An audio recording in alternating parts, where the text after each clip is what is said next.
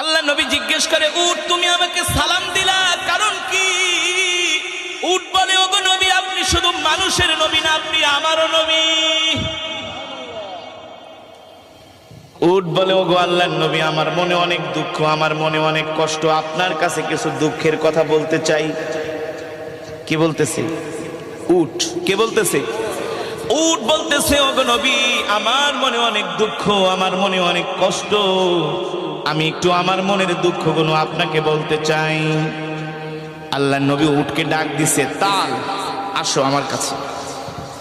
উট আল্লাহর নবীর কাছে আসলেন, এসে উটের মুখটা আল্লাহর নবীর কানের কাছে নিয়ে মনের সব দুঃখগুলো বলতে লাগলেন।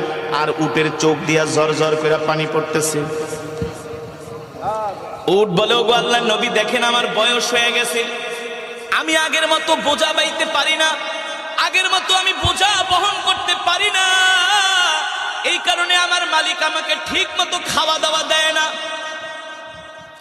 আমাকে খাবারে কষ্ট দেয়। শুধু এটাই না, আমার মালিক আমাকে জবাই করার জন্য দেখেন একটা ছুরি নিয়ে আসছে, একটু পরে আমার মালিক আমাকে জবাই করে দিবে।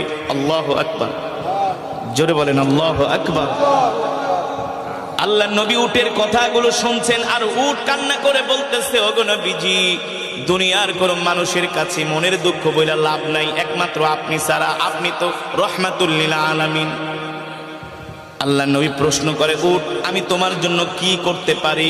উট বলে, ওগো আল্লাহর নবী, আপনি আমাকে আমার মালিকের থেকে ক্রয় করে আপনি আমাকে আজাদ করে দেন, আমার মালিকের থেকে আপনি আমাকে কিনা নিয়ে আজাদ করে দেন, কারণ আমিও তো আপনার উম্মত। আর আস্তে কোন সুবহানাল্লাহ, আমিও তো আপনার উম্মত, আমি কষ্ট পাই, এটা আপনি সহ্য করতে পারবেন না, কারণ আপনি আমার নবী, আমি আপনার উম্মত। আল্লাহু আকবার। আল্লাহর নবী উটের কথাগুলো শুনে ডাক দিছে, ইয়া সাহেবাল মালিক, এ উটের মালিক কি, এদিকে আসো, এ উটের মালিক কে, এদিকে আসো। আল্লাহ নবী ডাক দিলেন, এ তুমি এই উটকে কষ্ট দাও কারণ কি? উটের মালিক বলে, উটকে আমি কষ্ট দেই, এটা আপনি আবার কিভাবে জানেন? সুবহানাল্লাহ। তুমি উটকে ঠিকমতো খাবার দাবার দাও না, তুমি উটকে কষ্ট দাও, তাকে তুমি জবাই করে তোমার আত্মীয় স্বজনকে খাওয়াই দিবা। উটের মালিক বলে, আমি যে উটকে জবাই করব, উটকে খাবার দেই না, এই কথা আপনাকে কে বলছে? সুবহানাল্লাহ। রহমাতুল লিল আলামিন বলে, তুমিও বলো নাই, দুনিয়ার কোনো মানুষও বলে নাই, উট আমার কানে কানে বলছে।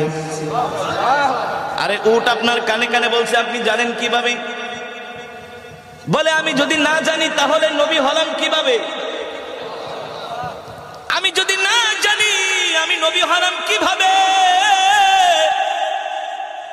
ওই উটের মালিক ছিল একজন ইহুদি, কুখ্যাত ইহুদি, যে ইহুদিরা এখন ফিলিস্তিনে মুসলমানদেরকে মারতেছে, ঠিক কিনা বলেন? ইহুদিরা আগের থেকেই ওরা হলো পাপিষ্ঠ জাতি, মানুষকে এমনকি অন্য কোনো প্রাণীকেও তারা হত্যা করতে, কষ্ট দিতে তারা দ্বিধা করে না। উটের মালিক বলে, মুহাম্মদ, এ মুহাম্মদ, আমি উটকে কষ্ট দেই, এই কথা আজ পর্যন্ত কোন খ্রিস্টান পাদ্রীও তো বলতে পারে নাই, আমাদের ধর্মগুরুও বলতে পারে নাই। মুহাম্মদ, আপনি কিভাবে জানলেন আমি উটকে কষ্ট দেই, উটকে খাবার দেই না?